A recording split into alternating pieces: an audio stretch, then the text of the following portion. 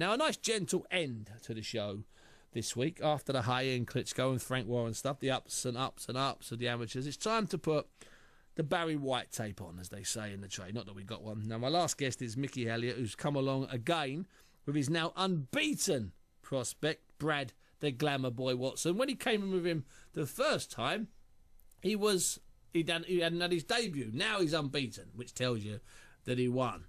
First of all, Mickey, thanks for coming in. Thanks for your patience. Good to be back, Steve. And Brad, I'm going to go straight to you, Glamour Boy.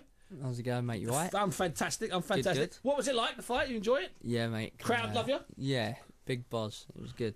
And when you're out again, I'll talk to Mickey in a minute. I'm talking to you. I'm loving the diamond earring, by the way. The diamond earrings, they're working for me. So when you're out again, Brad? I'm out again tomorrow night. Yeah, are you boxing tomorrow night? Yeah. So I've kept him up. Yeah. Oh, Mickey, you should have said. I would have done him on the telephone. I feel terrible now. Cheers, Mick. I could have done him at 8:05. I could have done him instead of Klitschko. He's big time now. Is it in Gillingham he's boxing tomorrow? Yeah. You're boxing? Oh, fantastic. Have you got people coming over again? Yeah, not too many this time because it's on a Friday. Yeah. So, it's money as well. Let's not, not bottomless pit. No, that's it. It's a Friday and, a lot of them have to take day off work. You brought 300 over to Southampton. They're different. You told me that. I mean, I didn't doubt you, but that's going so. I told a few. I was surprised. A few people in the business asked about you after the show, saying, "Did he really bring 300 over?" And I said, "Well, listen, he was mobbed. Everyone can lie in boxing, but sometimes the truth comes out. So I guess it was the truth." Brad, how big can you get? Because I know that you seem like you could fill out a little bit more, and you could go up a couple of weights. Is that possible? Do you reckon, or not? It is, but like last week in the gym, I was like 8'7", 8'8", and I didn't feel sharp at all. At 8'3", which I am now, feel sharp. I feel dead sharp. Wow. It's like, so that, but it looks like he could be bigger. You know what I'm saying, Mickey? Yeah, I mean, to look at him, when I saw him have his first fight, I thought 8 stone's going to be a bit too much for him. But if he's 8'3", he can do a date before weighing. And I'll ask you, Mickey, not him. Does he live well, diet-wise? Perfect. Ladies, couldn't stuff ask like no. Because he's got a name, the Glamour Boy. I'm not being funny. I mean, he wants to be out there properly strutting his stuff, doesn't he? No. When he's over here, at least he lives proper. He lives properly. Absolutely, he lives with Phil Gill. The Phil Gill experience. The Phil Gill experience. The tour of the manager. And what's he got tomorrow? Has he got one of your 507 fighters that you the agent for worldwide? No. Was it not 507? He had a tough debut. Boxed a kid that boxed in the European Championships, got a medal. Nothing wrong with rounds. There's nothing wrong with rounds. He had a hard fight. The kid gave Ashley Sexton a very hard fight, but Brad won every round against him. That's good. Which Ashley didn't. So I couldn't have asked for more from the performance. He didn't box as well as I think he can do. But tomorrow he's fighting a very awkward Alfadli, the Ingle fighter. Yeah. Oh, he's a hard boy. Another test for him. Yeah, you know what Ingle fighters are like, Brad? You have to do a lot of cutting down the ring. Don't chase them.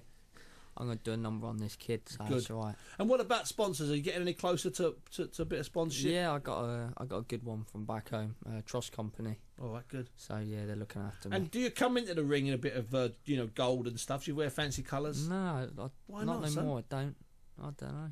Well, you're the Glamour Boy, and no disrespect, you can't just come to the ring in a blue robe. You're the Glamour Boy. I want to see a big golden hood. No, I jumped the rope. That's about it. You know the problem, don't you, with having him in every time he fights, is that we're creating a bit of a monster. You know that, don't you, Mickey? In months to come, it'll be me and you, and he'll be on the phone talking to us on a fancy BlackBerry somewhere. Yeah.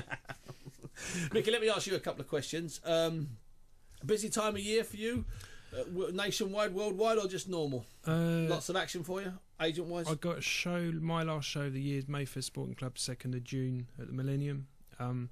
That's it's not traditionally every year. It's a quiet show. We got the stars from the Only Way Is Essex coming. Oh, that'd be quite good. So they're massive. I mean, they are. Oh yeah. Maybe that will liven it up a little bit. A bit of glam.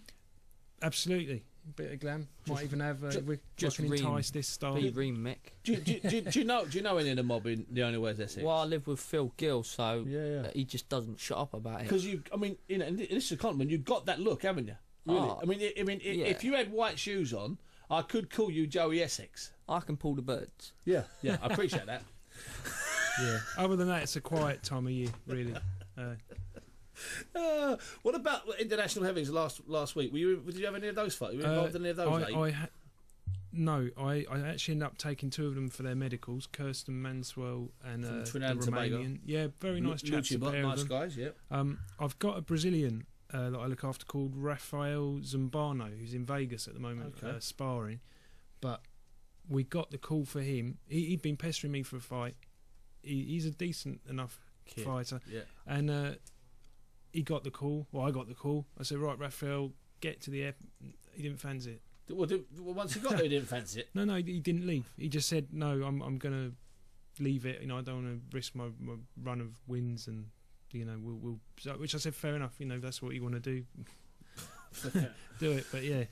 Let me just do a couple of emails and texts here. Gassman on ESB on Eastside Boxing has said that he heard that Daniel Cameron got robbed in his first fight against Morby. He got a draw.